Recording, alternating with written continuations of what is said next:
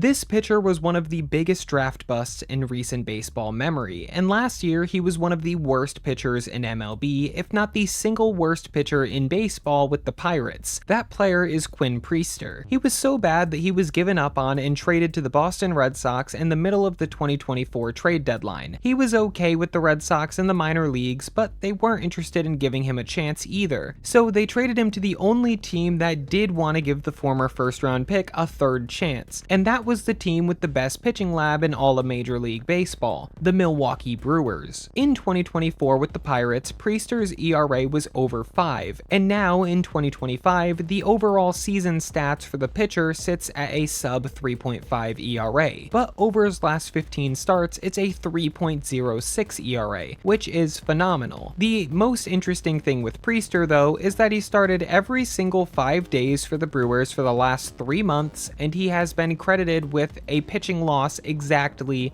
0 times over that stretch. His last loss that he received was all the way back on May 13th. At the time of recording, it is exactly 3 months later, and he has not lost 1 time since. He has won 10 times and lost 0. If you look at the expected stats for Priester, they aren't great. They really aren't. So I might be a little aggressive saying that he's been one of the best pitchers in baseball over that stretch, but he definitely is the most winningest pitcher over that stretch and over the past 3 months, considering that the Brewers have won 13 straight games that Priester has touched the ball. 13 games in a row. Now, the Brewers do also win every single game that they play, so this might not be that impressive considering that they are 26-4 over their last 30 games, but still, how has Priester not lost even one of these last 13 starts? We have seen something very similar with the first baseman for the Brewers, Andrew Vaughn, as well. Andrew Vaughn was a draft bust with the White Sox and has literally become Barry Bonds since he was traded to the Brewers, and he is a major reason why that team is so good. Quinn Priester has done the same thing and is filled in for an injured rotation with 13 consecutive wins, and that makes him one of the best pitchers in the game in my opinion over that stretch. When you give your team a chance to win every time you toe the rubber, that is an extremely valuable thing, and Priester should be praised for that.